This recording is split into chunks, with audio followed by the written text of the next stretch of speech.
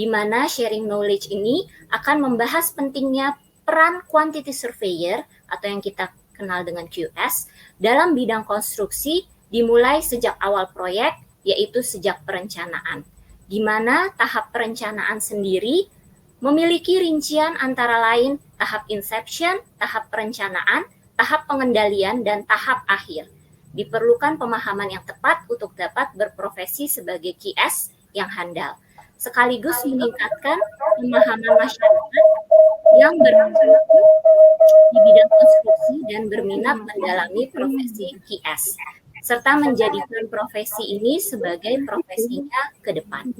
Sebelum memulai acara, perkenankan saya Aryani Widyakusuma SArs MArs, dosen Prodi Arsitektur Fakultas Teknik Universitas Borobudur yang bertindak selaku MC pada siang hari ini untuk membacakan susunan acara, yaitu pertama pembukaan, kedua pembacaan doa, ketiga menyanyikan lagu Indonesia Raya, keempat sambutan dari Wakil Rektor 1 Universitas Borobudur, dan kelima sambutan dari Sekretaris Umum Keluarga Alumni Fakultas Teknik Universitas Borobudur.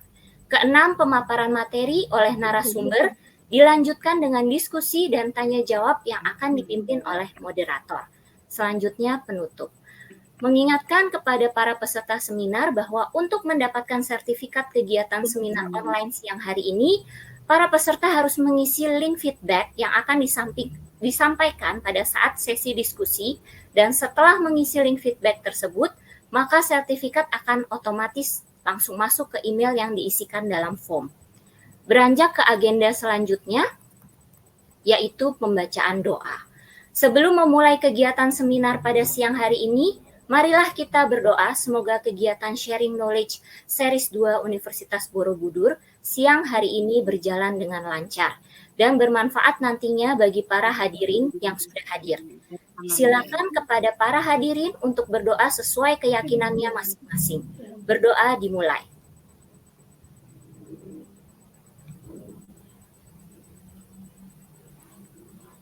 Berdoa selesai. Baik, terima kasih. Memasuki urutan acara selanjutnya, yaitu menyanyikan lagu Indonesia Raya. Para hadirin dimohon duduk tegap dan mendengarkan dengan khidmat.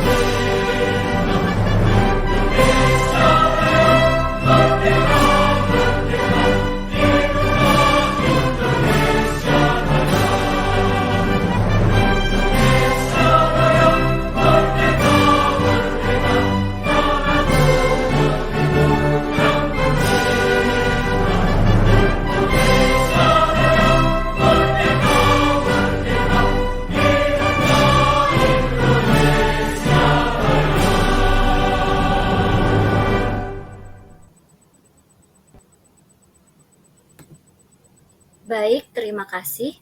Selanjutnya adalah sambutan. Sambutan pertama akan disampaikan oleh Wakil Rektor 1 Universitas Borobudur, yaitu Ibu Profesor Dr. Insinyur Darwati Susilastuti MM. Dipersilahkan kepada Ibu Wakil Rektor 1 Universitas Borobudur.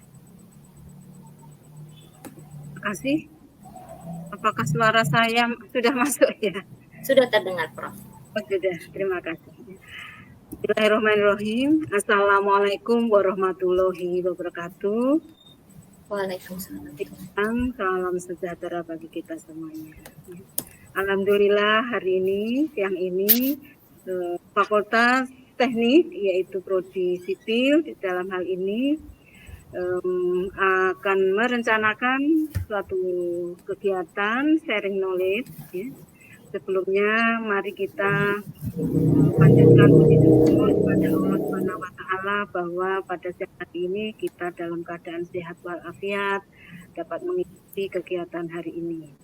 Yang terhormat, yang pertama Ibu Dekan Fakultas Teknik, Ibu Wahyu Inggar, kemudian yang terhormat Ibu Kaprodi Teknik Sipil, Ibu Anis, kemudian yang terhormat Bapak Ibu sekalian dari alumni ya, alumni Fakultas Teknik, kemudian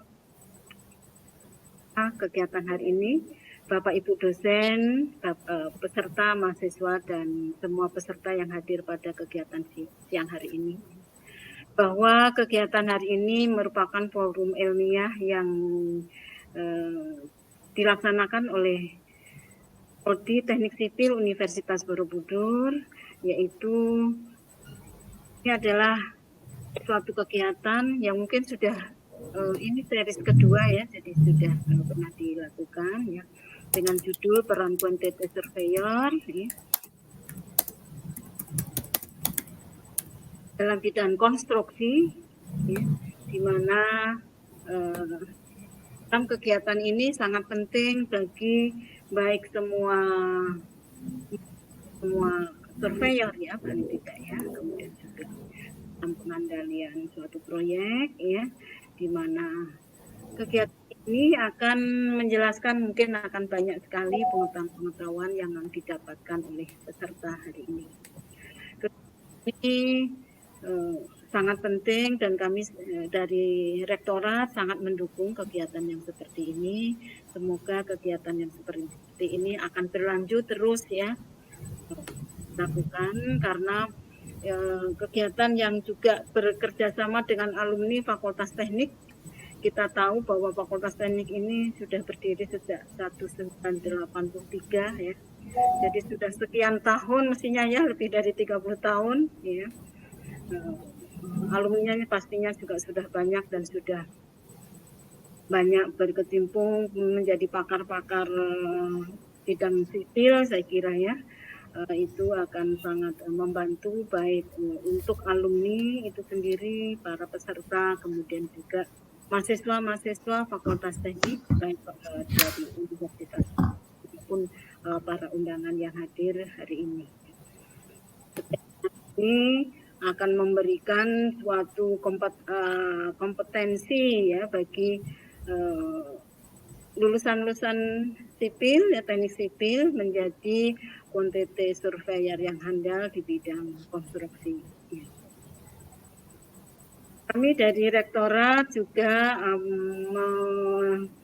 menyematkan pesan gitu ya, karena alumni juga sudah sekian lama ya, 30 tahun berkecimpung di lapangan yang saya kira sudah menjadi pakar dan sebagainya. Kami harapkan ya suatu saat akan kembali kampus ya, pulang kampung gitu ya. Jadi kembali ke kampus, silakan mengadakan suatu kegiatan gitu ya.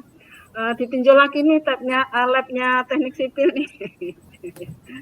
Ditinjau lagi ya, karena begini ya, Fakultas Hukum ya, kami contohkan ya. Alhamdulillah Universitas Borobudur terakreditasi unggul pada bulan November kemarin ya. Kemudian juga prodi ilmu hukum S1, S2 dan S3 juga unggul, dan itu salah satunya adalah atas dukungan juga dari para alumni ya, baik membangun fisik maupun membangun non fisik ya, untuk jadi diskusi dari alumni yang mana sangat berarti ya dalam membangun suasana akademik ya dari Fakultas Hukum. Saya berharap juga Fakultas Teknik dengan prodi sipilnya ya jangan kalah nih alumninya dengan fakultas lain ya. Mohon bisa pulang kandang suatu saat ya untuk bisa berkontribusi ya untuk baik ini sudah mau kemarin sudah baik sekali ya akreditasi teknik sipil alhamdulillah dari teknik ya.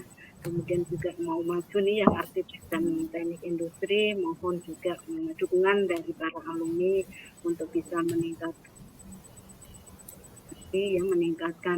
banyak kegiatan forum ilmiah yang bisa dilaksanakan ya oleh Fakultas Teknik sehingga Fakultas Teknik Universitas Borobudur ini gaungnya ya kembali jaya seperti tahun-tahun yang merupakan capai. Itu saja saya sampaikan salam dari Bapak Rektor karena Rektor sedang umroh ya akan kembali besok ya.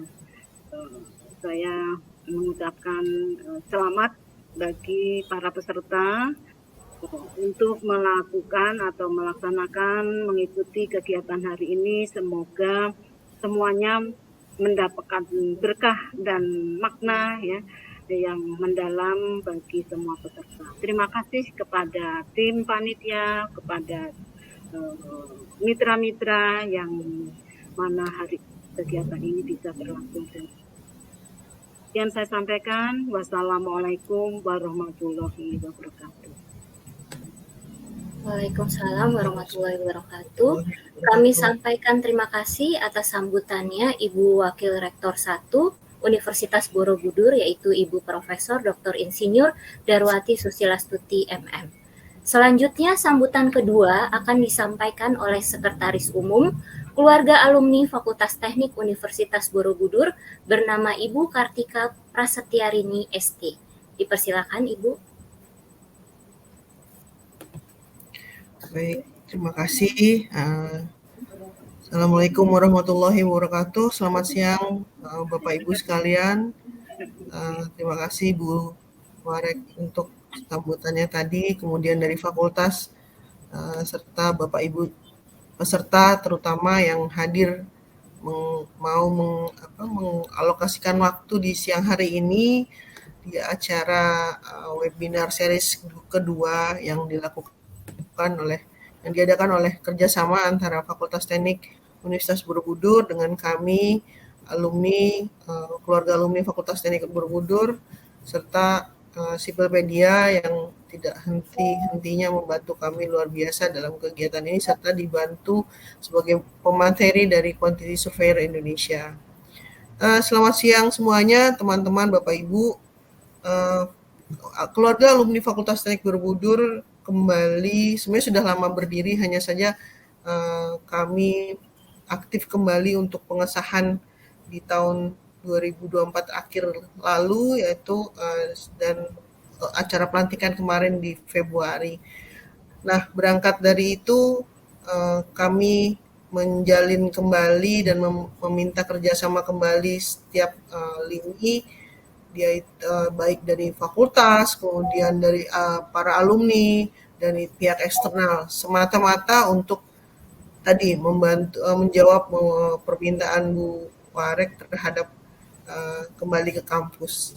Ya, mohon izin dan mohon support dukungannya Bapak Ibu dari universitas maupun dari fakultas mempercayakan kami untuk menjalin kerjasama kembali dan harapan yang Ibu sampaikan tadi bisa segera terwujud. Fakultas Teknik melalui alumni yang sudah hampir 40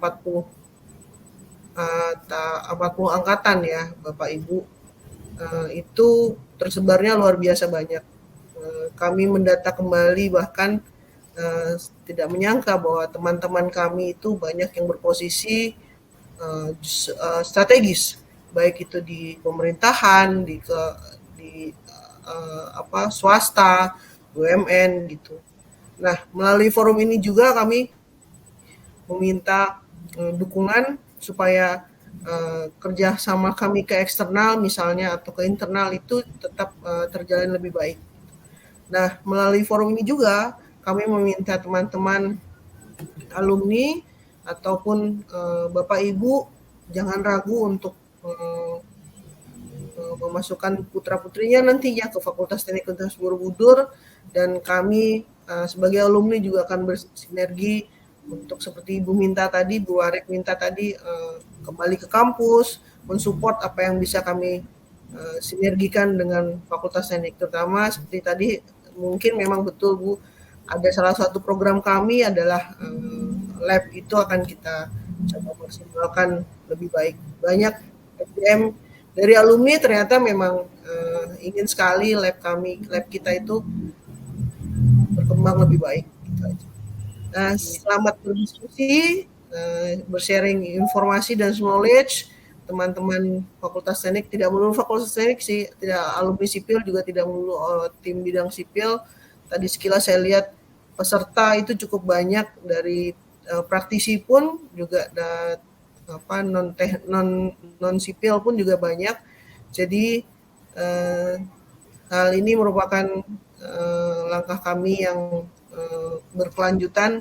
Semoga ke depan bisa berjalan lebih baik lagi dengan tema-tema yang lebih beragam untuk kemajuan dunia konstruksi terutama, dan teman-teman di alumni atau di kemahasiswaan Fakultas Teknik itu menjadi standarnya menjadi lebih baik dan selalu menjadi unggul. Terima kasih atas waktunya. Selamat berdiskusi. Wassalamualaikum warahmatullahi wabarakatuh. Waalaikumsalam warahmatullahi wabarakatuh.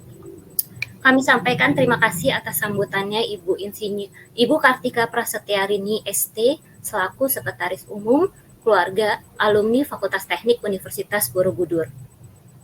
Sebelum memasuki acara inti, izinkan saya selaku MC untuk menyampaikan informasi terkait penerimaan mahasiswa baru Fakultas Teknik Universitas Borobudur semester genap tahun akademik 2024-2025.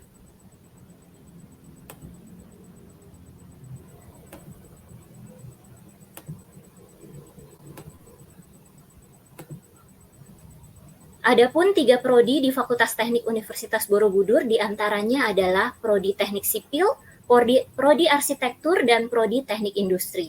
Selain menerima mahasiswa kelas reguler, Fakultas Teknik Universitas Borobudur juga menerima mahasiswa baru kelas karyawan, di mana jadwal kuliahnya akan menyesuaikan dengan jadwal karyawan yang bekerja.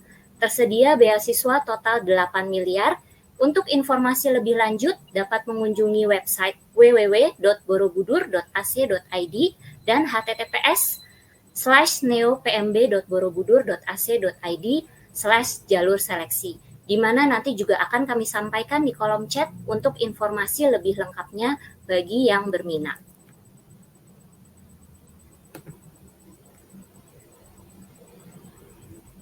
Beralih ke agenda selanjutnya, memasuki acara inti yang sudah ditunggu-tunggu, yaitu pemaparan materi oleh narasumber Bapak Aidon Astama ST, yang dilanjutkan dengan diskusi dan tanya jawab yang akan dipandu oleh Ibu Ida Deliarti Agustina STMT, dosen Prodi Arsitektur dan Prodi Teknik Sipil Fakultas Teknik Universitas Borobudur, selaku moderator. Kepada Ibu Ida selaku moderator, kami persilahkan.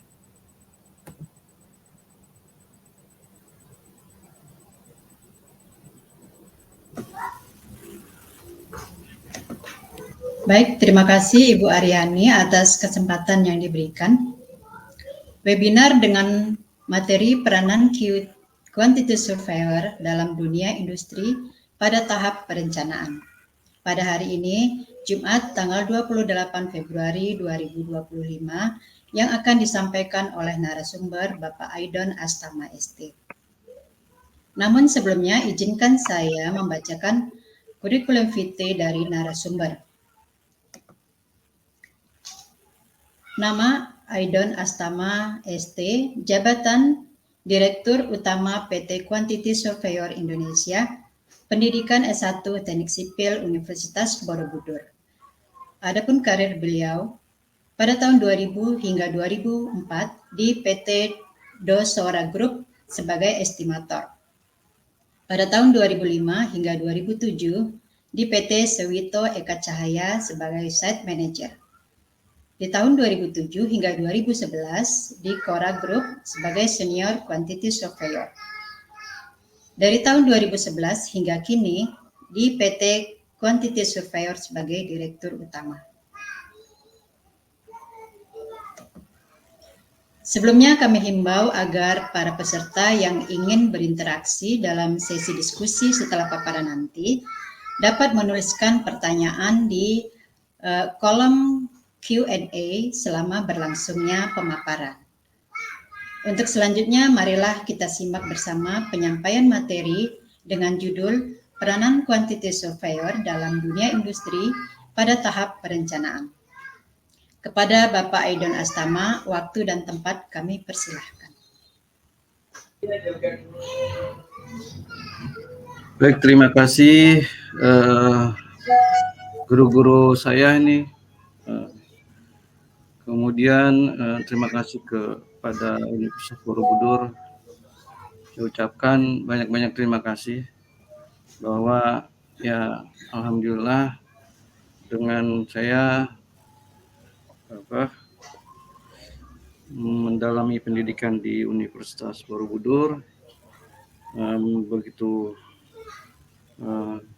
banyak ilmu yang saya dapat, kemudian saya tambahkan dengan pengalaman-pengalaman yang memang dari awal saya bercita-cita memang ingin jadi pengusaha. Terima kasih ke Ibu Profesor Dr. Darwati Susila Stuti, kemudian terima kasih kepada Ibu Kartika Prasetya Rini, kemudian Ibu Ida Delianti, kemudian yang terima kasih yang memang guru saya waktu itu pada saat kuliah, Ibu Anis. Bu Anis hadir ya? Dan terima kasih kepada rekan-rekan semua, alumni-alumni. Hari ini kita masih bisa berkomunikasi dengan baik. Baik, saya coba paparkan untuk materi hari ini, pentingnya QS pada tahap perencanaan. Mungkin saya share sedikit dokumennya.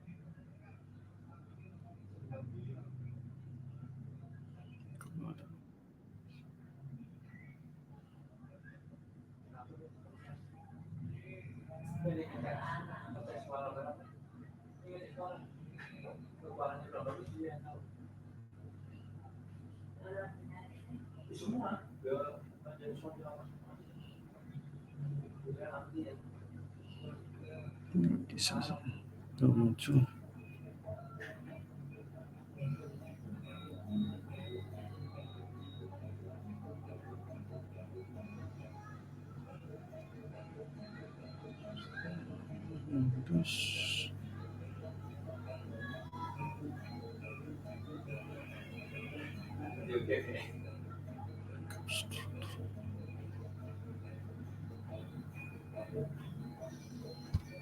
Ada kendala Pak Aidon? Iya nih, saya mau tampilin presentasinya. Sudah di share screen, Pak?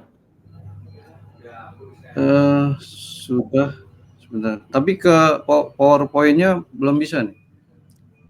Di share screen tadi, kemudian pilih entire screen, Pak. Share screen, Terus kemudian enter screen, enter screen, terus kemudian diklik share. layarnya dulu Pak, kemudian terus share. Oke, share. Baik. Sudah tampil ya Pak ya? Sudah Pak. Sudah, baik. Baik, terima kasih semuanya. Mohon maaf, ini ada kendala untuk bahan presentasinya. Baik, di dalam dunia konstruksi kita bisa bilang bahwa ada namanya struktur organisasi ya. Jadi ada pemberi tugas, pemilik proyek yang membiayai semua proyek dari mulai pembebasan lahan sampai pembangunan selesai. Di sini ada peran konsultan QS yang bertugas kontrol untuk budget nilai proyek. Kemudian ada konsultan MK untuk kontrol mutu hasil pekerjaan dan waktu. Sebelah kanannya ada konsultan perencana untuk kontrol desain dan mutu hasil pekerjaan. Nah, ketiga konsultan ini, walaupun ada konsultan-konsultan yang lain, mungkin masih minor ya. Misalkan konsultan untuk interior dan segala macam ya. Nah, kita bahas untuk yang tiga ini aja, karena itu masuk dalam tahap. Maaf Pak Aidan, di slideshow saja biar full Pak. Ininya belum full Pak. Oh, belum keluar Pak? Sudah, tapi belum full slideshow Pak, belum. Oh, oke. Ya, di klik slideshow dulu aja Pak. Lah. Udah? Iya, sudah Pak. Terus ada tulisan big marker itu di hide saja Pak. Big marker, oke. Ya, itu yang di layar itu. Nah, siap, silakan Pak. Baik, untuk hari ini kita membahas peranan QS pada tahap perencanaan. Ini penting sekali karena kita tahu bahwa pemilik modal, pemilik uang yang ingin membangun sesuatu, dia membutuhkan konsultan perencana dan dia membutuhkan konsultan QS, budget. Artinya ini saling terkait, berkolaborasi. Ya, karena ada nanti untuk konsultan perencana memang diberi leluasan untuk merencanakan sesuatu sesuai keinginan owner. Namun owner juga punya batasan biaya. Nah, untuk batasan biaya itu nanti biasanya dikomunikasikan dengan QS. Ya. Nah, tugas QS apa? Salah satunya adalah membandingkan beberapa material yang boleh dibilang lebih ke arah kalau material 1 dengan material 2 selisih biayanya berapa gitu, seperti itu ya. Nanti kita bahas satu-satu. Kita lanjut. Nah, ini contoh proyek saya yang sedang berjalan. Kita lihat bentuknya memang secara fasad lumayan rumit ya.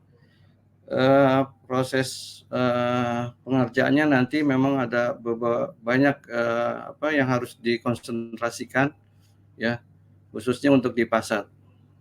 Nah, proyek ini adalah proyek rumah sakit di Jakarta ya. Ini sedang berjalan posisi pada saat ini baru terbangun strukturnya di lantai 11. Rencananya pembangunan ini ada di lantai 20 lantai dan 3 basement. Ya, pembangunan ini termasuk pembangunan rumah sakit boleh dibilang bintang 5 ya.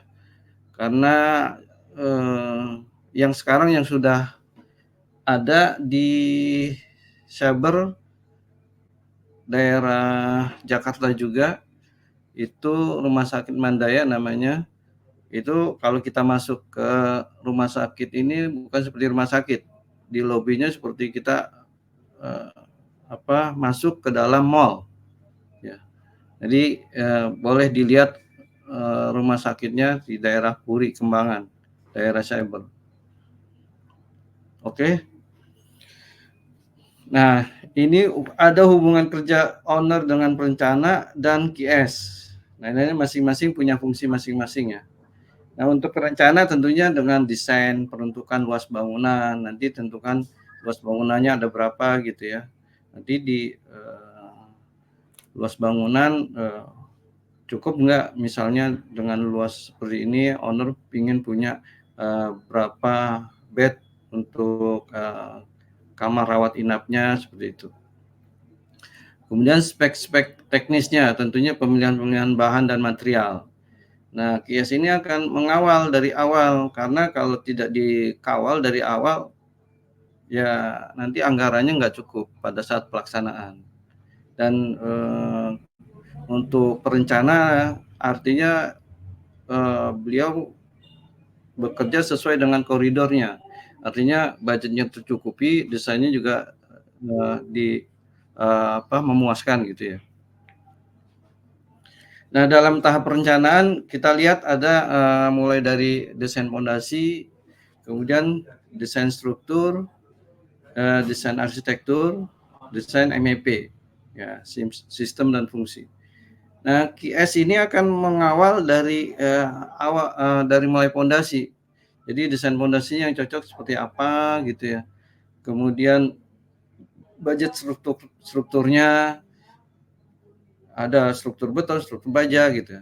Nah, untuk struktur memang untuk bangunan di atas 5 lantai tidak disarankan menggunakan struktur baja, ya, karena pertama secara budget juga lebih besar nantinya.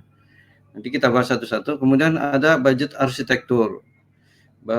Untuk arsitektur ini lebih ke arah spek-speknya ya. Ya, nanti kita bahas. Kemudian budget MEP, sistem dan material-materialnya seperti apa. Kita lanjut. Nah, biasanya kalau QS itu kita memberikan informasi kepada perencana komposisi budget untuk masing-masing pekerjaan. Nah, bangunan ini saya cantumkan hanya 3 komponen, ada struktur, ada arsitektur, ada MEP. Nanti kalau landscape itu masuknya ke arsitektur, dan yang lain-lain nanti kita bagi per zone. Jadi ini komponen yang sangat besar di setiap pembangunan ya. Kenapa kita batasi seperti ini? Ini biasa yang kita lakukan untuk mengontrol budget. Artinya bisa aja budget struktur itu di atas budget arsitektur. Bisa. Karena memang kondisi sekarang koefisien gempa struktur sangat diperhatikan, apalagi beberapa bangunan kita mengalami kemarin ada namanya gempa, tsunami, ya. Jadi struktur lebih diperhatikan, ya. Sebelum gempa itu memang struktur masih di bawah arsitektur, tapi setelah gempa-gempa yang kemarin itu angka struktur budgetnya mendekati arsitektur, bahkan lebih besar dari arsitektur. Ya. Nah, kita bicara struktur, ada namanya fondasi borpel dan tiang panjang. Ini untuk fondasi dalam kita bagi 2, ada borpel dan tiang panjang. Kemudian untuk struktur gedung kita bagi 2, struktur beton dan struktur baja. Nah, untuk high-rise building memang concernnya ke budget, kita mengarah ke struktur beton. Kemudian untuk fondasi masih varian. Ya, kalau bisa memilih, ya kita memilih dengan fondasi tiang panjang. Kenapa fondasi tiang panjang? Jauh lebih murah biayanya dibanding fondasi borpel. Tapi kita tidak bisa memaksa kondisi pemilihan fondasi ini. Kenapa? Karena ada pengaruh di jenis tanah. Ya, nanti ada syarat-syaratnya. Bisa pancang itu seperti apa gitu. Jadi nggak semua jenis tanah itu bisa dipancang. Misalnya tanah berjenis pasir, nah itu nggak bisa dipancang. Ya, dia lebih cocok ke fondasi borpel. Oke, ini contoh gambarnya. Mungkin buat yang sudah senior mungkin kan sudah paham. Ini bagi yang masih belajar, untuk yang masih kuliah atau masih baru lulus ya.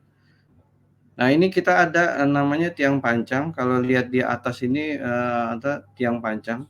Dia adalah diproduksi di pabrik, berbentuk bulat, ada juga yang berbentuk kotak. Nah, nanti dia bisa sistemnya di hammer, bisa juga di jacking. Ya, tahap pelaksanaan untuk fondasi tiang pancang. Nah, untuk fondasi borpel kita bisa lihat ini di sebelah sini ada namanya pelaksanaan untuk borpel. Tanah itu dibor, kemudian sampai kedalaman tertentu. Nah, besinya dimasukkan, nanti baru dicor di lokasi. Ya. Nah, itu tahapan untuk. Nah, di atasnya ini setelah tiang pancang atau tiang bor ini, di atasnya ada namanya fondasi pile cap. Ya, kalau di bangunan rumah itu boleh dibilang fondasi plat, fondasi telapak. Ya, oke, lanjut. Nah ini saya coba bikin perbandingan biaya tiang panjang dengan borpel. Ya. Nah ini biasanya kias ini akan memberikan perbandingan-perbandingan sehingga perencana itu akan lebih ini contoh fondasi dan akan memilih mana yang lebih efisien karena owner juga concern ke budget nantinya. Ya.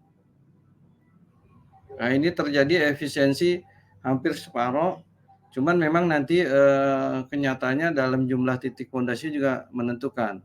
Biasanya kalau untuk fondasi pancang jumlahnya lebih banyak, namun tidak 2 kali lipatnya dari fondasi borpel. Jadi tetap lebih hemat fondasi tiang pancang, gitu ya. Nah untuk pekerjaan fondasi borpel, saya bahas fondasi borpel karena fondasi tiang pancang kan diproduksi di pabrik, jadi mutunya sudah pasti terjamin dan biasanya kita sudah ada rate-nya, ada harganya yang ada yang kelas A, kelas B, kelas C. Nah ini kita coba bahas untuk fondasi borpel. Dalam tahap perencanaan fondasi borpel ini biasanya untuk awal-awal besinya itu belum tergambarkan, ya. Karena besinya belum tergambarkan, biasanya untuk kebutuhan estimasi kita dengan patokan rasio besi antara 80 sampai 110. Ya, nanti setelah gambarnya keluar pembesiannya, baru kita akan hitung dengan detail. Nah, ini adalah tolak ukur untuk sebuah perencanaan juga. Apabila rasio besinya lebih dari ini, maka desainnya boros.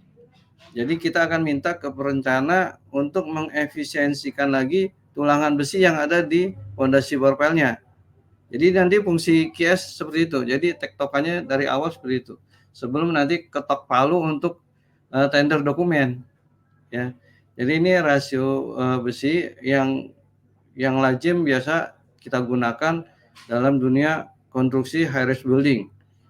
Bahkan kalau dulu sebelum gempa bermunculan, ini rasionya masih di bawah 80, ya.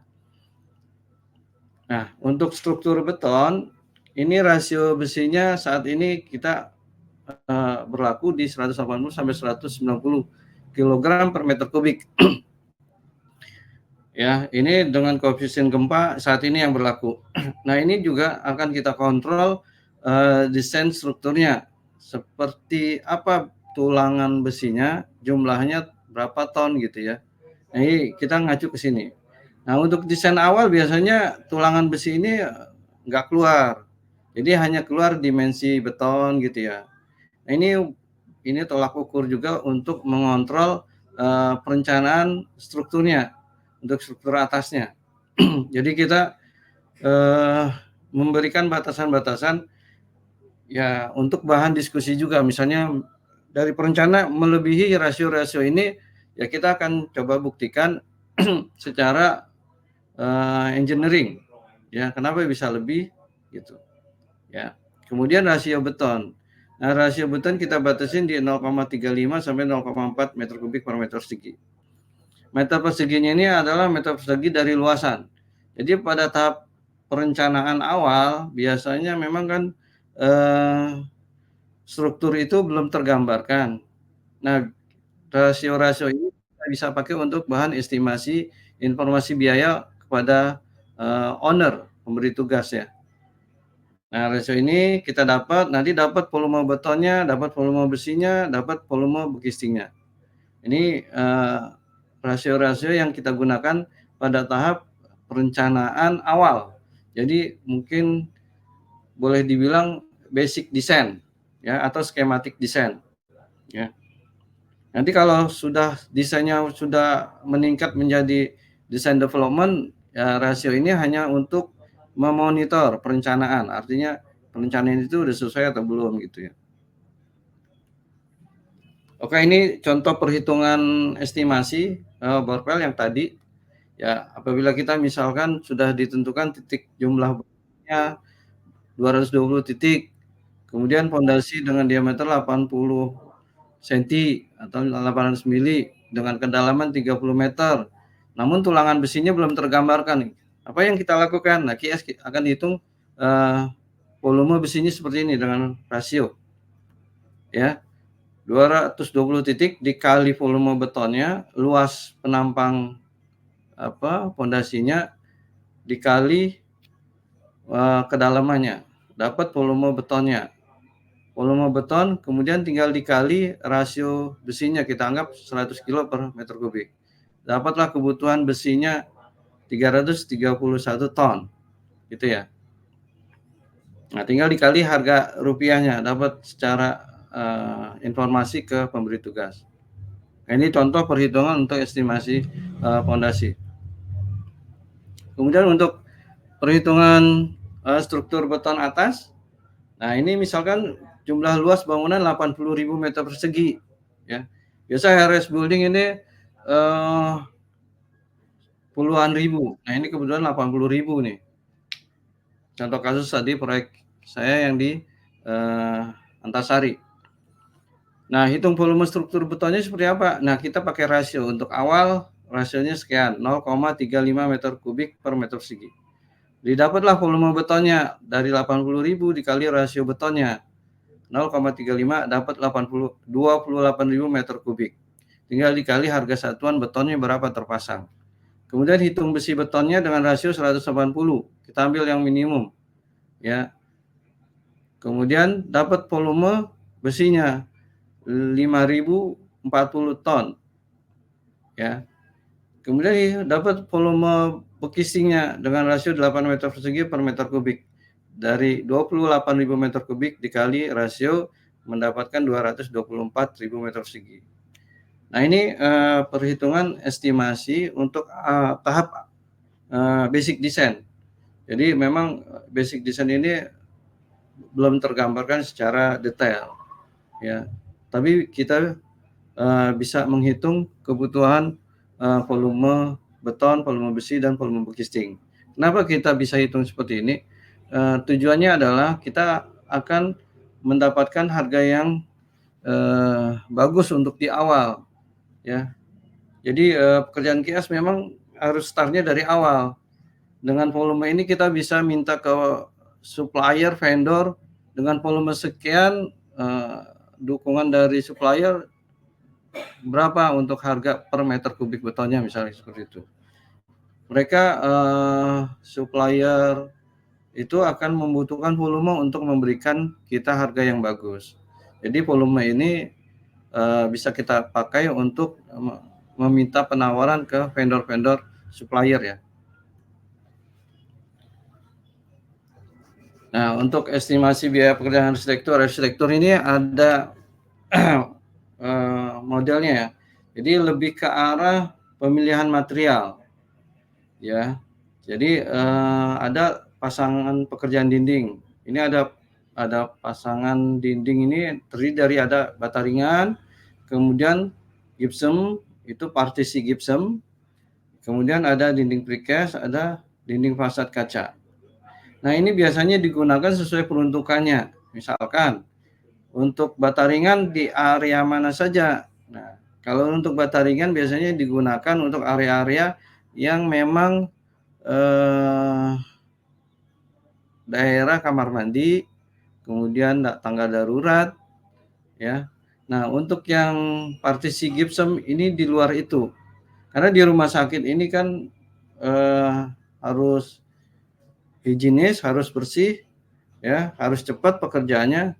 Jadi kebanyakan mereka menggunakan untuk ruangan-ruangan interiornya menggunakan partisi gypsum.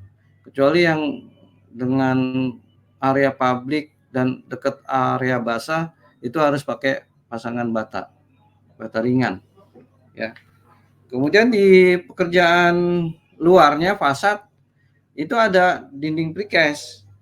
Nah, saya pernah ketemu dengan kawan-kawan perencana untuk high-rise building. Ya, saya nggak bisa sebutin perencanaannya siapa. Jadi mereka menggunakan fasad dindingnya menggunakan bata, kan nggak cocok. Artinya pada saat pelaksanaan itu nggak bisa diterapkan karena plester AC-nya menyulitkan pekerjaan. Ya, jadi sesuai fungsinya kita akan menggunakan material-material ini. Ya, precast, ada fasad kaca. Nah, dalam tahap perencanaan ini fasad ini biayanya cukup besar untuk di high-rise building, ya. Kenapa besar? Karena dia dari segi tampilan ingin bagus gitu ya. Kemudian secara performa juga harus bagus, pencahayaan harus bagus, jadi semua dipertimbangkan. Yang cocok bagian mana untuk precast, yang cocok bagian mana untuk kaca, ya. Jadi kalau misalkan untuk teman-teman di perencana untuk menggunakan kaca itu sebaiknya area bagian utara, barat dan timur. Untuk selatan masih bisa menggunakan precast. Kenapa? Karena pertama untuk penghematan biaya, dan kedua di bagian selatan itu tidak kena sinar matahari panas, ya. Jadi yang kena sinar matahari panas diusahakan yang memang kalau boleh dibilang tidak menggunakan bahan-bahan yang menyerap panas lah gitu. Nah, kalaupun memang tidak bisa dihindarin, nanti fungsi fasadnya ada dua. Ada kaca menggunakan single glass, ada yang double glass. Nah, kaca ini juga jangan dipukul rata, misalnya kita menggunakan sisi utara double glass. Jangan semua menggunakan double glass. Nanti efek biayanya cukup besar. Artinya dikombinasi antara double glass dengan single glass. Ya.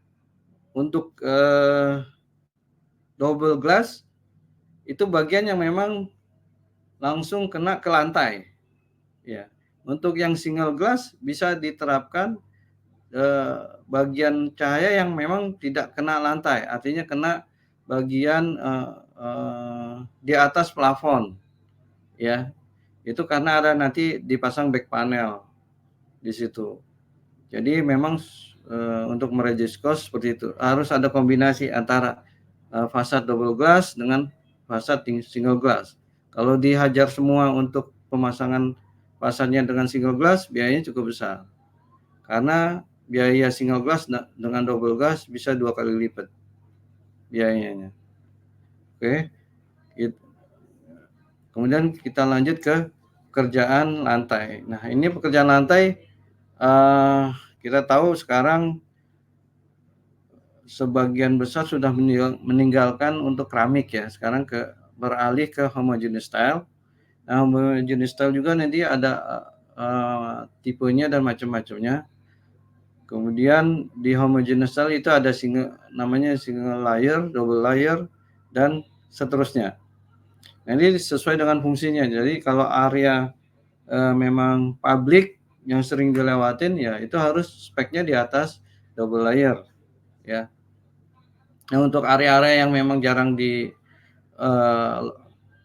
dilewati, ya cukup single layer, ya. Kemudian untuk area marmer ini biasanya area lobby, area-area tertentu, jadi nggak perlu semuanya diberi marmer. Nah, saya kira cukup untuk yang lain-lain hampir sama. Nah, untuk papan gypsum ya, untuk di rumah sakit ini ada spesifikasi khusus. Jadi papan gypsum ini ya harus digunakan dengan kualitas dan mutu yang bagus. Artinya tidak berjamur, tidak mudah berjamur.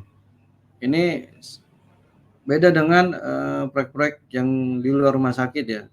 Karena di rumah sakit ini speknya harus memang diperhatikan untuk kesehatan. Gitu. Kemudian untuk material-material yang lain seperti pintu kayu, pintu kaca, saya kira itu biasa, umum. Kemudian ada namanya saniter. Nah, saniter juga pemilihannya nanti bisa kebanyakan kita mengarah ke merek brand yang sudah terkenal, ya, karena ini rumah sakit bintang 5, mungkin merek ke arahnya ya ke arah Toto, Grohe, Kohler gitu ya. Jadi seperti itu. Saya kira cukup nih dari penjelasan saya. Nah, untuk MEP nanti di situ ada namanya pekerjaan MEP khusus, MEP umum. Jadi biasanya pekerjaan MEP ini kita tenderkan terpisah dari pekerjaan arsitektur, ya. Jadi ada namanya elektrikal, elektronik, kemudian ada pemadam, kemudian ada pekerjaan lift, ada pekerjaan gondola, kemudian ada pekerjaan STP. Nah, fungsi-fungsi kenapa paket-paket ini kita pisah? Karena untuk mereduce cost. Kalau kita untuk proyek-proyek yang swasta, biasanya memang kita untuk spesialis ini kita pisah. Beda dengan proyek pemerintah yang memang dari mulai fondasi sampai pekerjaan MEP digabung, ya. Nah, untuk proyek swasta kita dipisah karena owner itu lebih condong ke cost. Tampilannya bagus, mutunya bagus, cost-nya juga seminim mungkin. Jadi peranan QS sangat penting di dunia konstruksi untuk proyek-proyek swasta, sangat penting, sangat dibutuhkan. Ya, saya kira cukup nih untuk sekilas. Kenapa QS ini harus hadir dalam tahap perencanaan? Ya, jadi supaya budgetnya tercapai sesuai dengan budgetnya owner, namun secara fisik, secara tampilan bagus sesuai yang diinginkan oleh perencana arsitektur dan owner. Sekian nih, terima kasih. Mungkin kalau ada yang ingin bertanya silakan. Oh ya, di sesi ini mungkin saya coba akan sampaikan bagi yang berminat untuk bergabung di PT Quantity Surveyor Indonesia, silakan kirimkan biodata ke email kami. Nanti dari panitia akan memberikan email saya ya. Terima kasih. Baik, terima kasih. Demikian pemaparan materi dari narasumber dengan judul Peranan Quantity Surveyor dalam Dunia Industri dan pada tahap perencanaan. Jadi di sini dapat kita simpulkan bahwasanya quantity surveyor itu sangat penting peranannya sejak dimulai dari tahap perencanaan proyek.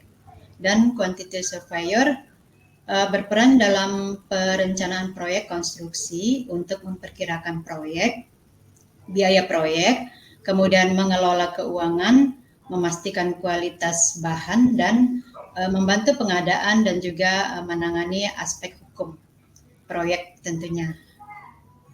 Demikian.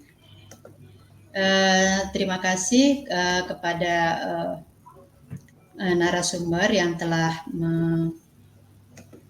menyampaikan sesinya, pemaparan materi ini. Sesi selanjutnya adalah diskusi. Beberapa pertanyaan telah kami rangkum dalam Q&A selama pemaparan dan telah disusun berdasarkan rating terbanyak mengajukan pertanyaan tersebut. Kami akan bacakan beberapa pertanyaan untuk kita diskusikan bersama narasumber. Antara lain,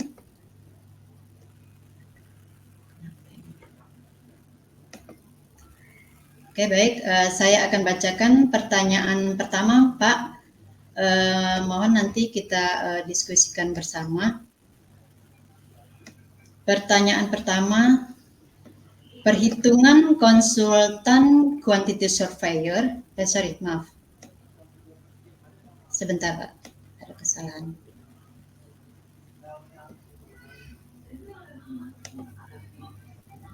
Ini pertanyaannya, perhitungan konsultan quantity surveyor pada saat perencanaan kadang-kadang tidak sesuai dengan aktual. Jadi hal ini dibuktikan dengan adanya pekerjaan tambah. Apakah ada tanggung jawab konsultan quantity surveyor dengan adanya penambahan tersebut? Demikian Pak, silakan dijawab.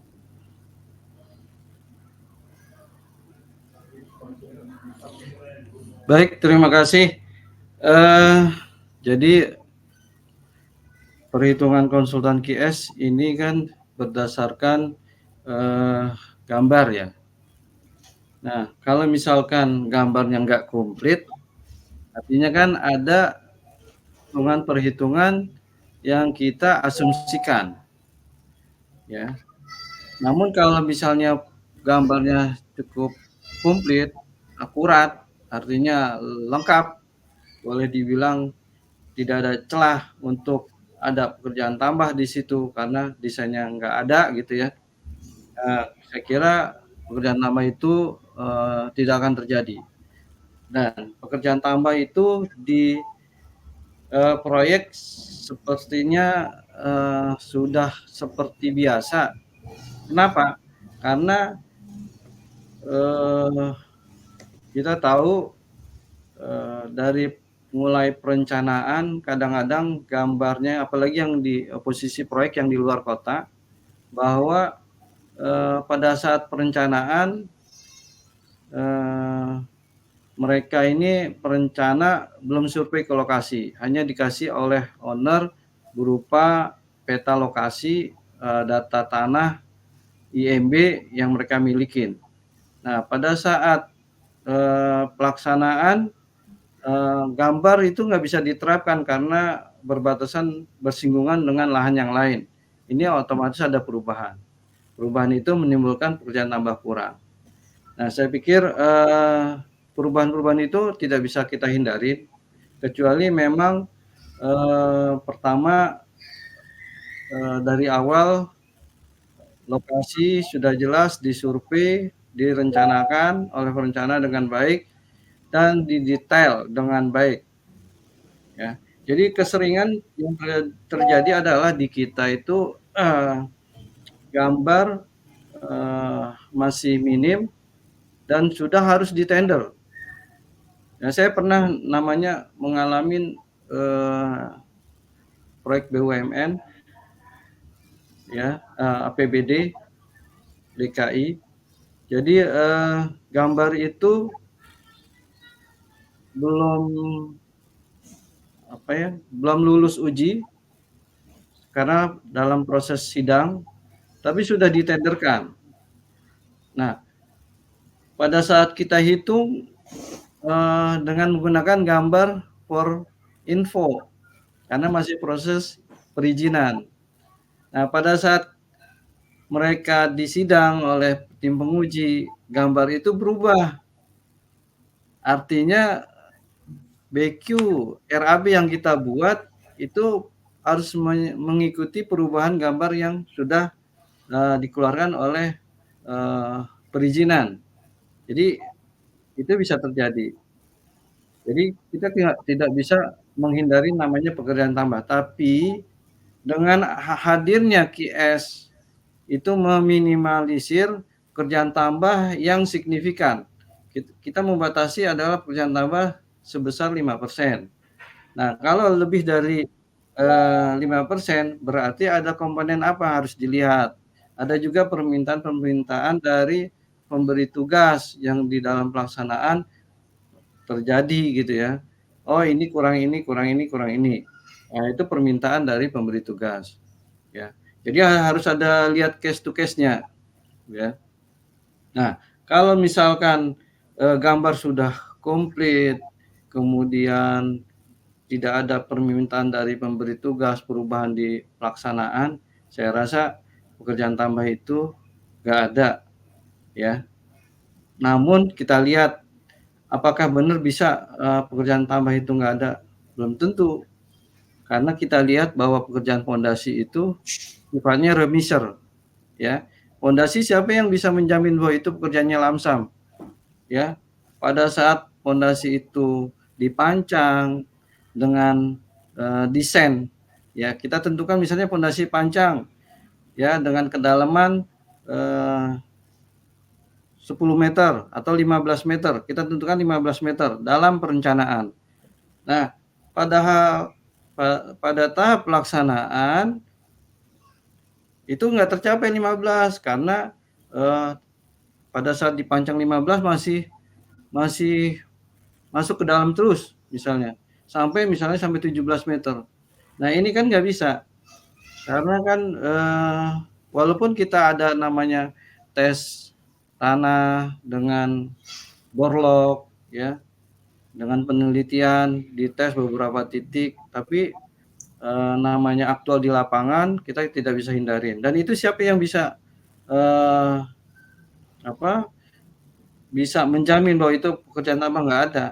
Nah, untuk meminimalisir untuk pekerjaan tambah pada pekerjaan pancang, biasanya kita melakukan tahapan-tahapan yang tadi tes tanahnya, sondir, borlog hasilnya. Kemudian pada saat pemancangan kita menggunakan tiang titik indikator. Jadi nggak perlu dipesan dulu jumlah tiang pancangnya, kita cukup pesan 10%, didatangkan, kemudian dipancang berapa titik di lokasi yang berbeda, ya. Tentunya dengan lokasi satu area proyek tersebut. Dengan indikasi tiang pancang seperti itu, diharapkan efisiensi anggaran. Jangan sampai kita mesen tiang pancang misalkan sampai full 100%. Tiba-tiba di lapangan ternyata yang tadinya direncanakan 15 ternyata cukup 10 misalnya. Atau kebalikannya, itu akan boros karena tiang pancang single sama tiang pancang double itu beda. Itu kepalanya harus ada siap untuk disambung. Jadi saya kira pekerjaan tambah itu tidak bisa kita hindarin. Lihat persoalannya masing-masing di mana, gitu ya. Saya kira gitu. Terima kasih. Baik, terima kasih Pak Aidon. Selanjutnya untuk pertanyaan berikutnya ini disampaikan oleh Kaprodi Teknik Sipil Universitas Borobudur, Ibu Anis Amarwati. Saya akan bacakan. Apa yang harus dipersiapkan oleh mahasiswa Prodi Teknik Sipil yang akan berkarir di bidang quantity surveyor? Kami persilakan, Bapak. Ya, baik. Jadi untuk mahasiswi untuk teknik sipil yang berminat untuk berkarir di bidang QS, jadi memang QS ini sangat dibutuhkan, masih banyak lah ya. Artinya membutuhkan seorang QS yang mumpuni, karena saya beberapa proyek menemukan ya memang belum banyak yang menguasai untuk QS. Jadi untuk teknik sipil pertama dia berminat untuk menghitung RAB. Jadi dia harus bisa menguasain namanya perhitungan RAB. Ya mulai dari rumah sederhana ya. Biasanya di kampus itu ada tugas untuk bikin RAB rumah sederhana. Nanti dari situ kemudian dia harus bisa membuat analisa harga satuan. Jadi di kampus biasanya diajarkan untuk analisa harga satuan. Nah, untuk kemudian pengenalan beberapa material itu penting sekali, karena dengan perkembangan zaman, dengan perkembangan teknologi yang baru, banyak sekali material-material yang dari luar yang masuk dan lebih murah dibanding material yang ada di Indonesia. Nah, itu juga penting sekali informasi material-material terbarukan, ya. Nah, kita di sini memang di QS ini bukan teknik sipil aja sebenarnya, terutama teknik MEP itu mungkin elektrikal. Di QS jarang sekali nih, karena kebanyakan QS itu teknik sipil, teknik arsitektur gitu. Itu mudah dicarinya, tapi untuk yang elektrikal, elektronik untuk masuk QS jumlahnya sedikit, ya. Jadi saya kira itu menguasain gambar, menguasain RAB itu basically untuk masuk ke QS gitu. Terima kasih, Bu. Baik, terima kasih Bapak Aidon.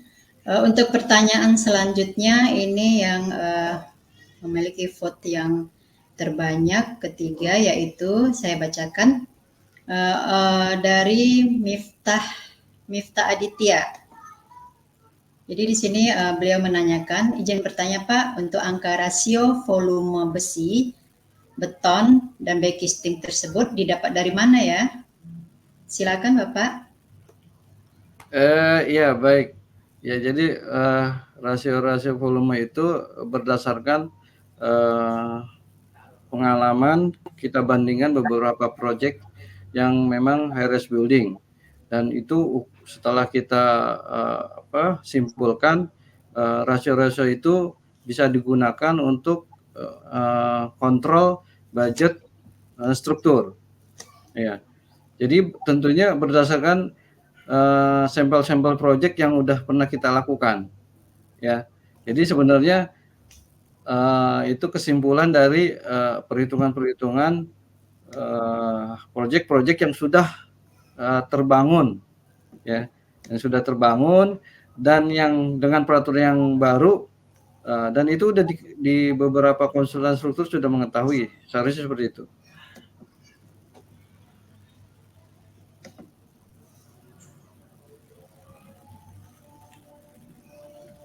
Oke, baik. Terima kasih. Untuk pertanyaan selanjutnya ini datang dari Untoyo Cipto Busono. Beliau menanyakan, izin bertanya, apa mungkin budget MEP untuk rumah sakit cukup 30%? Selama ini minimal 40%, bahkan bisa lebih.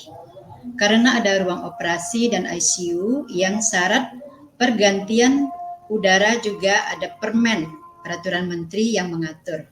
Silahkan Bapak. Baik, kenapa saya bisa bilang seperti itu? Saya mungkin bisa buka file saya ya. Jadi ini contoh yang saat ini yang sedang saya lakukan. Ya, bisa dicek proyek saya. Mungkin coba sebentar.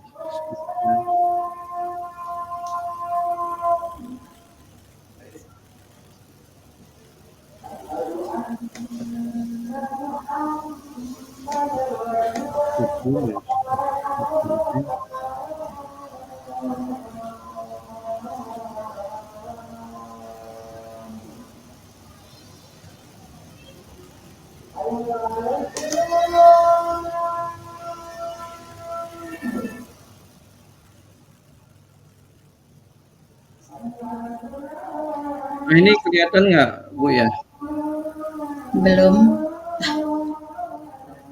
Belum terlihat, Pak.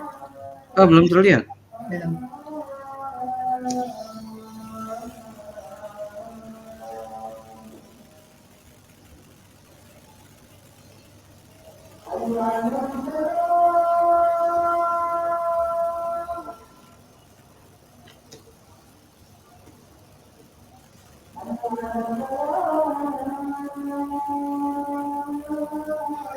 Oke, saya mungkin bacakan dulu ya. Jadi proyek rumah sakit yang saya sedang kerjakan untuk MEP sekarang posisi ada di 28% dengan ditambah dengan MEP khusus total kira-kira 30%.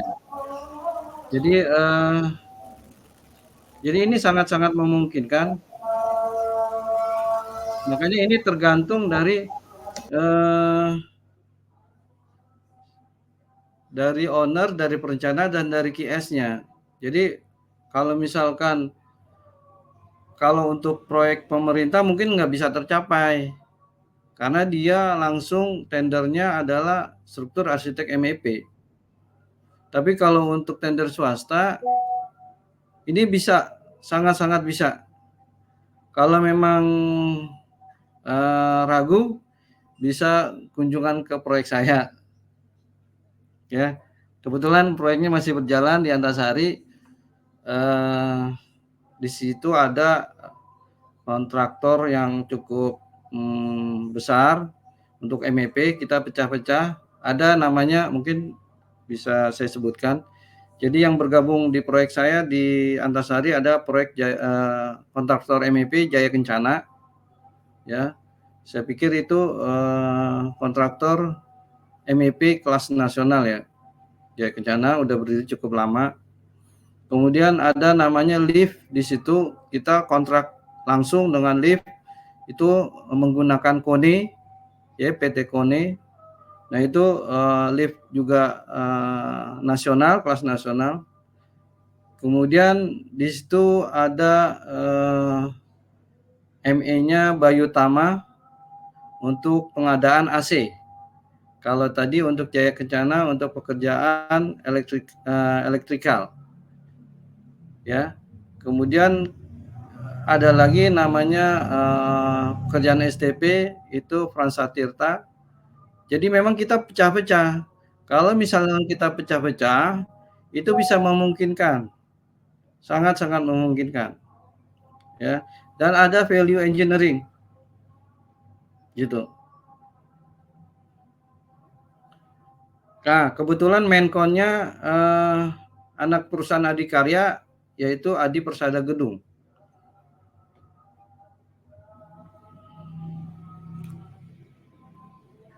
Ya, nama proyeknya Mandaya Hospital Antasari. Jadi proyek Mandaya ini pemiliknya baru mendirikan boleh dibilang 3 rumah sakit. Tapi rumah sakit ini boleh dibilang premium ya, karena begitu kita masuk ke lobinya itu bukan seperti rumah sakit, tapi seperti mall. Jadi rekan-rekan kalau yang ingin berkunjung ke rumah sakit, Mandaya Hospital Puri, itu silakan. Itu apa ya, untuk yang di Antasari itu nanti repeat ordernya seperti itu. Finishingnya seperti itu gitu ya. Walaupun nanti layoutnya agak berbeda karena memang lahannya kan beda dan ketinggiannya juga berbeda. Saya kira gitu. Baik, terima kasih atas penjelasannya. Berikut ada pertanyaan selanjutnya dari Oridek Fernando Yeni. Saya akan bacakan.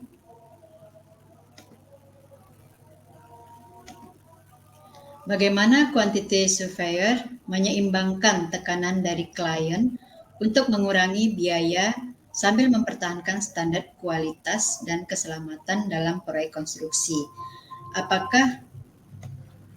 Apakah profesional QS terkadang terpaksa berkompromi pada kualitas untuk memenuhi keterbatasan anggaran? Silahkan Bapak. Baik, sebenarnya untuk standar kualitas itu kita bicara masing-masing ya. Tadi kan ada struktur, ada arsitektur, ada MEP. Ya. Jadi kalau yang sifatnya membahayakan itu kita tidak mengambil risiko ke sana. Karena apalagi itu ada risiko di perencanaan. Untuk struktur kita nggak bisa kompromi untuk keamanan gempa segala macamnya. Dan itu ada wewenang, ada ranah di perencana. Ya. Kemudian untuk bicara ke arsitektur itu juga mengikuti peraturan-peraturan yang ada, ya standar kesehatannya gitu, mutu materialnya. Tadi makanya saya bilang dari papan gipsumnya untuk rumah sakit juga udah dibedakan materialnya, ya. Nah, jadi ada area-area khusus yang memang kita nggak bisa toleransi karena harus ngikutin peraturan. Tapi yang memang tidak mempengaruhi standar peraturan, artinya spesifikasi material kita bisa ganti dengan sesuai anggaran, itu bisa aja, ya. Jadi semua itu dipertimbangkan oleh perencana, QS dan owner, gitu. Jadi semuanya itu 3 komponen ini yang menentukan. Ya, jadi untuk konsultan MK tinggal ngikutin aja apa yang udah diputuskan, gitu. Jadi kita komprominya seperti itu, 3 pihak. Ya. Jadi QS dari sisi membandingkan harga-harga, untuk owner inginnya seperti apa, dari arsitektur juga tentunya dari sisi peraturan dan tampilan biasanya seperti itu. Kita tetap mengikuti standar yang memang sudah diharuskan, ya kita ikutin. Seperti itu sih. Oke, baik. Terima kasih atas penjelasannya. Kemudian ada pertanyaan berikutnya dari Willy Bonar Simanjuntak. Saya akan bacakan.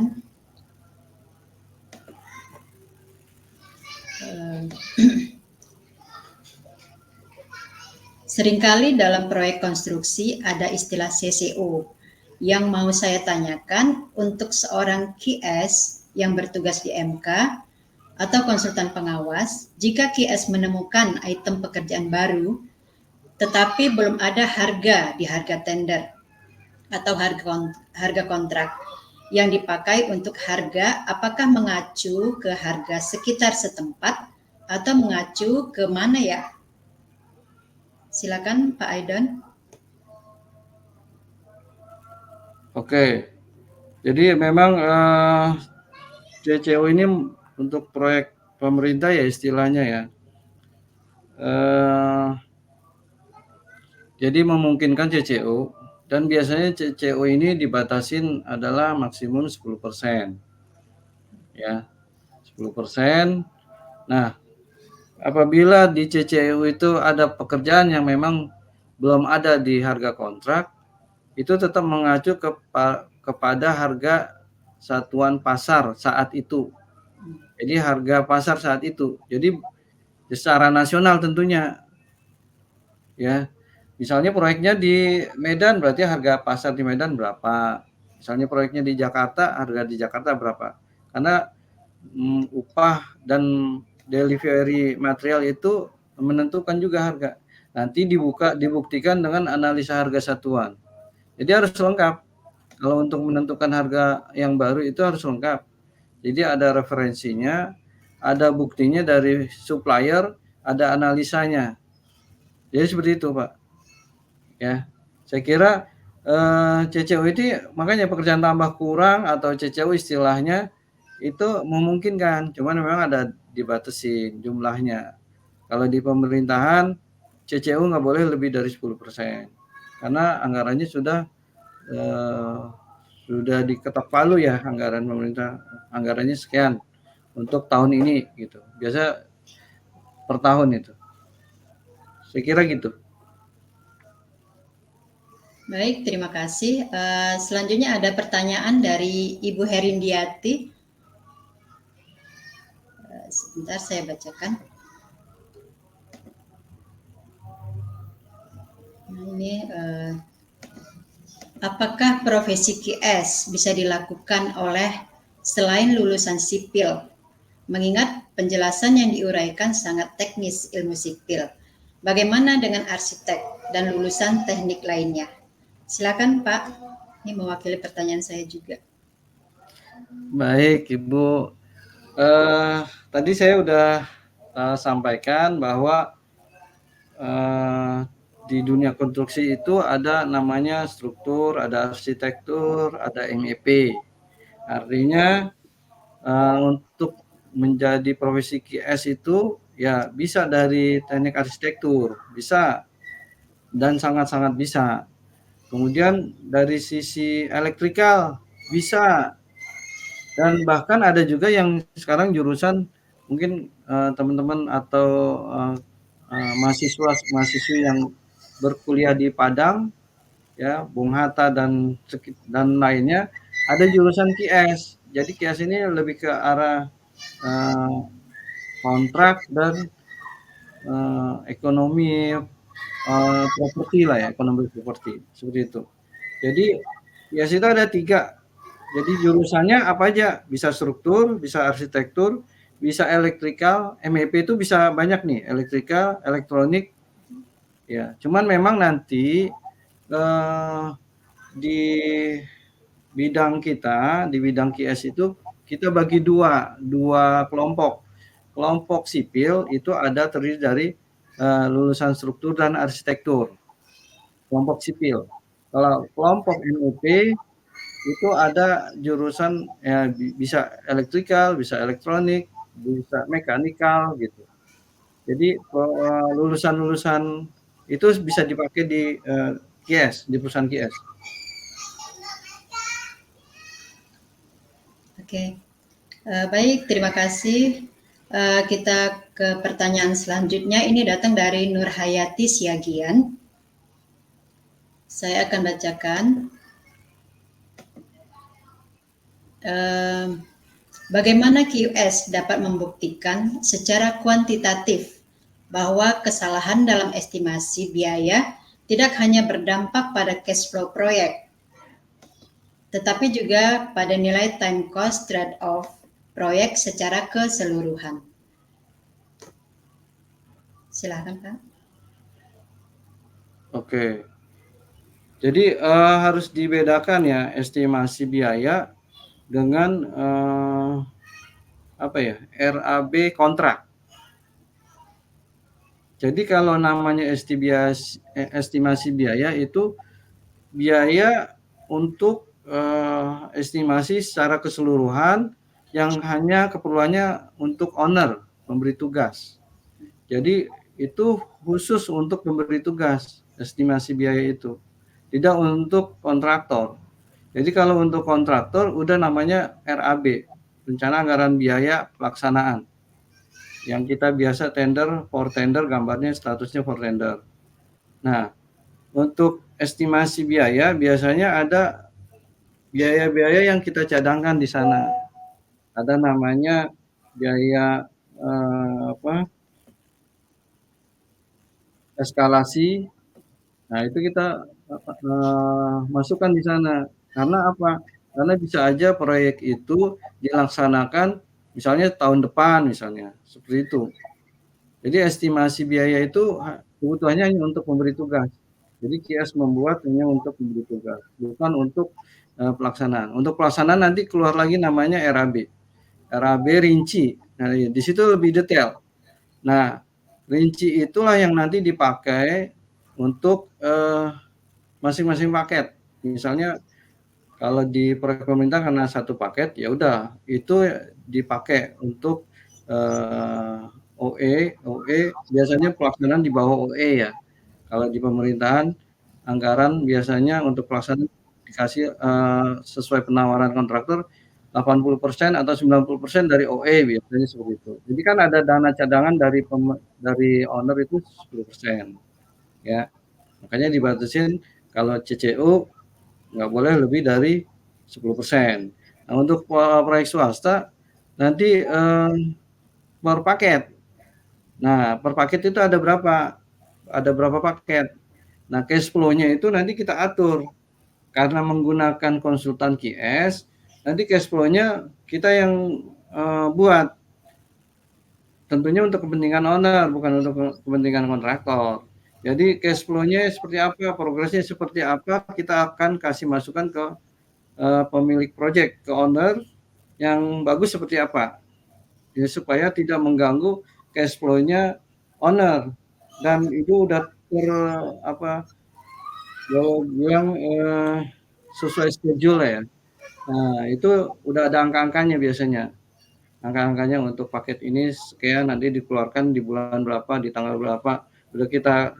Nah, tapi kalau misalkan kita nggak menentukan anggarannya per bulan berapa harus keluar, itu karena pada saat kita melakukan syarat pembayaran ke kontraktor, kita menentukan sistemnya progres per bulan.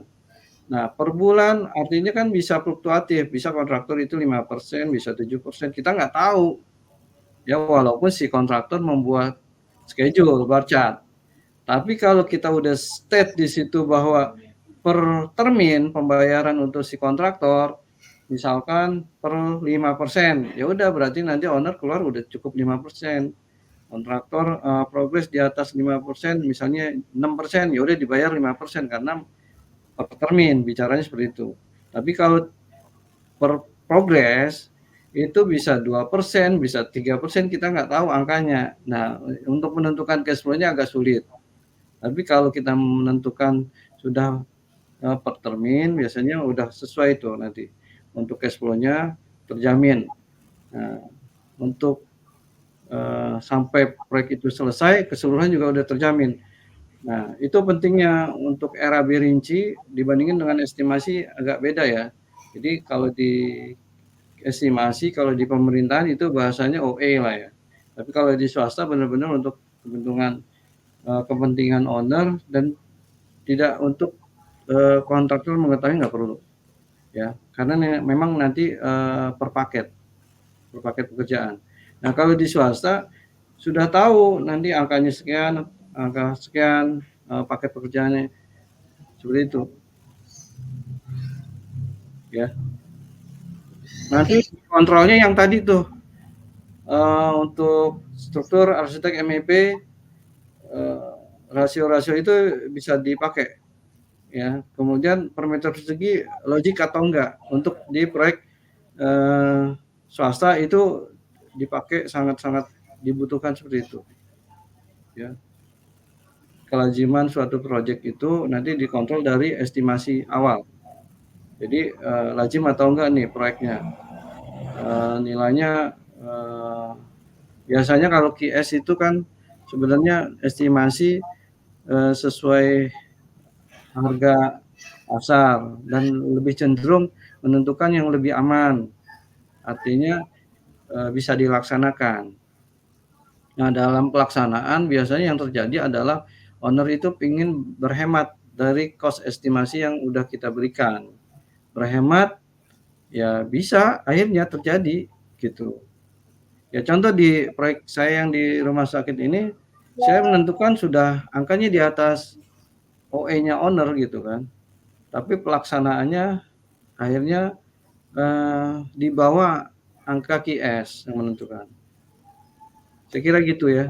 Jadi cash flow itu nggak akan keganggu kalau untuk proyek swasta, karena kita biasanya kasih state per termin, per bulan harus sekian persen per bulan gitu. Jadi kita nggak menentukan progres berapapun dibayar per bulan. Nah itu biasanya cash flow-nya nggak keganggu ya. Kita biasanya nggak menentukan nilainya itu tidak yang pasti gitu ya secara rupiahnya, walaupun schedule-nya sudah ada, tapi kenyataan di lapangan schedule kebanyakan adalah hanya untuk syarat aja dan target, tapi pelaksanaannya biasanya jauh dari target. Nah, itu pengalaman proyek seperti itu. Oke, baik. Terima kasih. Berikut ini ada pertanyaan dari Bapak Agus Rianto ST. Saya akan bacakan. Nah, beliau bertanya, mohon diperjelas, ditambahkan pada awal perencanaan. Ini sebagai saran, analisa desain penyiapan lahan kerja terkait luasan besaran elevasi tanah, galian, atau timbunan terhadap kontur situasi area setempat. Terima kasih. Nah, ini berupa saran saja. Mohon ditanggapi, Bapak, silakan. Baik, analisa desain penyiapan lahan kerja terkait luasan besaran elevasi. Ya, baik. Memang dalam tahap perencanaan ya, awal perencanaan, memang itu tentunya pasti akan sebaiknya memang harus disurvei sebelum perencanaan itu dibuat. Jadi si konsultan, boleh dibilang konsultan arsitektur ya, karena dia mendesain di awal untuk menentukan elevasi nol-nolnya untuk bangunan utama ya. Nah, memang harus disurvei lahannya, kemudian nanti dari lahan itu ditentukan elevasi 00 lantai groundnya ya. Ada yang tentunya di atas pel banjir, kemudian ada menentukan elevasinya macam-macam, ada yang 00 lobi utama biasanya 1 meter dari jalan utama gitu ya, macam-macam ya. Nah itu memang ditentukan oleh perencana nanti diskusi dengan owner ya. Nah untuk QS tentu butuh data kontur pastinya, butuh data kontur, elevasi tanah existing, jadi nanti galiannya berapa, timbunannya berapa gitu. Jadi itu kita butuhkan untuk menghitung area pekerjaan bawah ya, apakah ada basement atau hanya langsung lantai 1 gitu ya. Ya, biasanya memang harus ada kontur. Apalagi kawasan yang cukup besar ya, misalnya proyek kawasan pabrik ya. Nah, itu bermainnya di kontur ya. Kontur, elevasi, hurufnya berapa ya, jalurnya berapa gitu ya. Ya seperti itu. Ini pasti dibutuhkan ya untuk analis untuk pertama. Nah, memang QS hanya menghitung aja. Untuk desain penyiapan lahan nanti jatuhnya ke perencana gitu. Terima kasih. Oke, baik. Selanjutnya dari Satrio, beliau menanyakan bagaimana apabila item pekerjaan RAB berbeda dengan item pekerjaan yang ada di lapangan. Silahkan menanggapinya, Bapak. Baik, mungkin pekerjaan RAB kan banyak ya. Yang bedanya di mana kan gitu ya. Nah, artinya gini, RAB itu adalah mengacu kepada gambar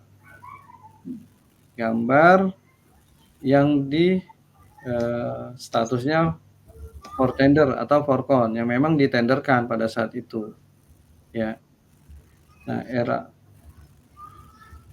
kalau misalnya ada perbedaan, berarti ada gambar yang memang berbeda nih.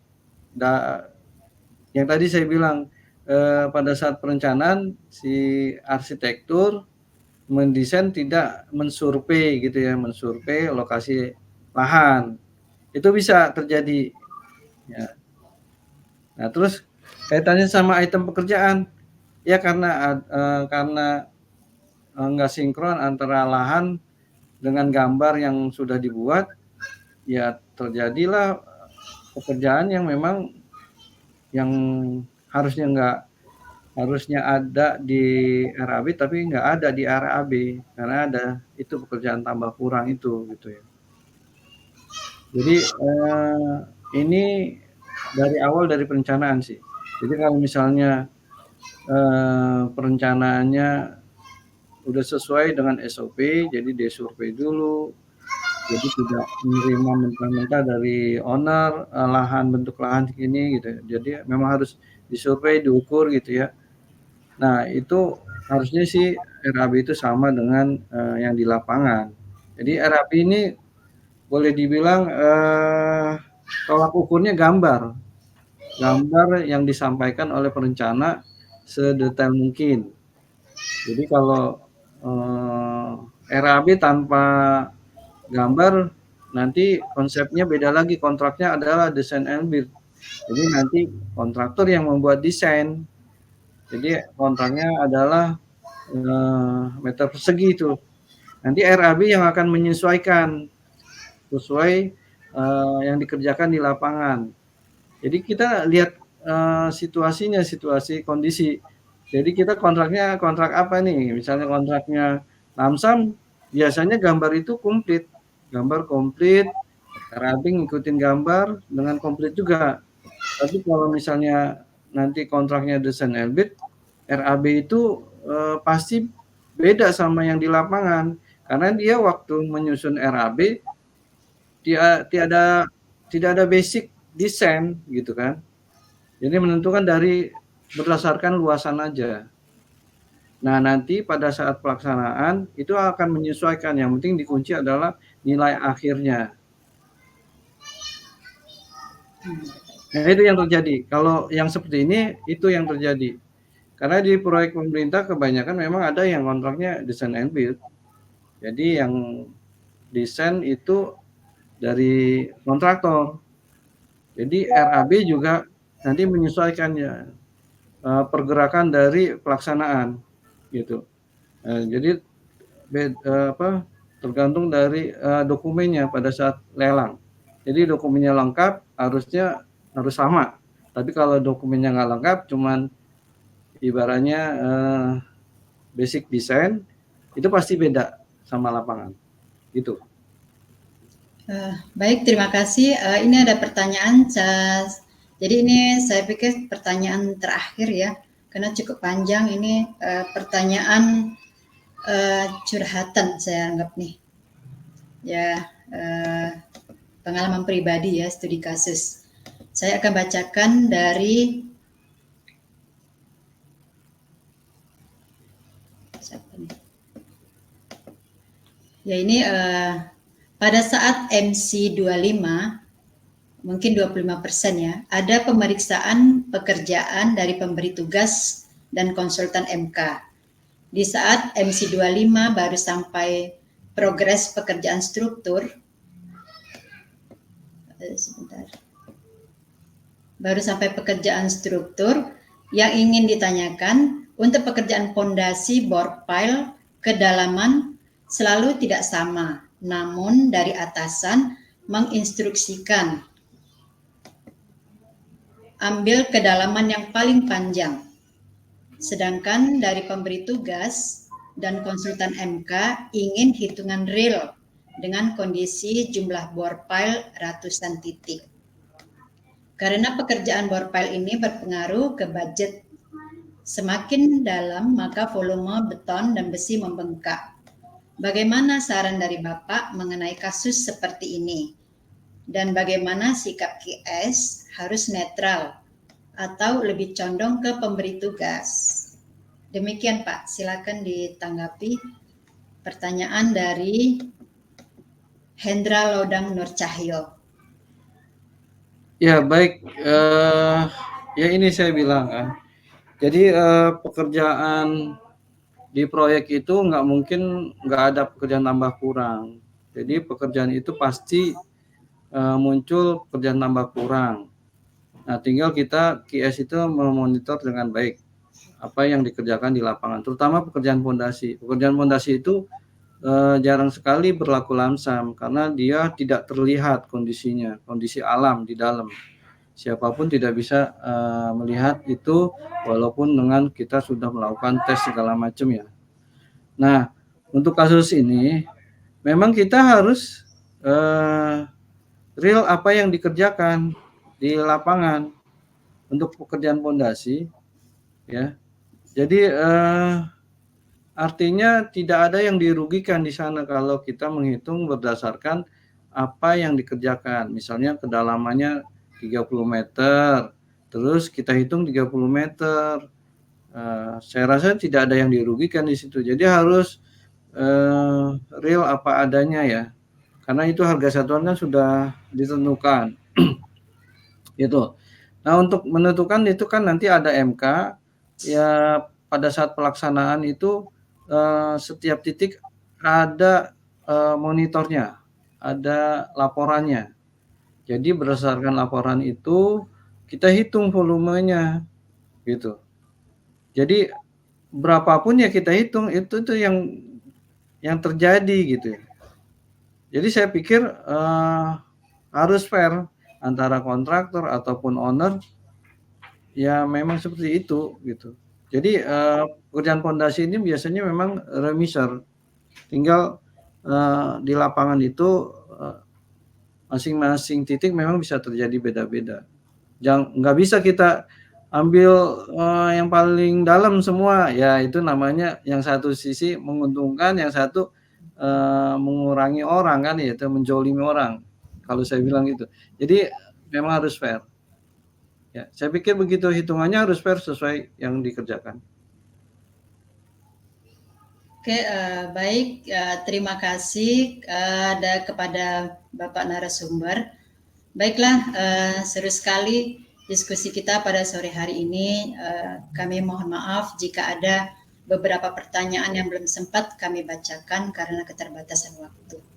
Kami ucapkan terima kasih kepada peserta yang telah antusias berinteraksi dalam pembahasan diskusi kita pada sore hari ini. Terima kasih pula kami ucapkan kepada Bapak Aidon Astama ST dengan materi yang cukup menarik dipaparkan pada kesempatan ini.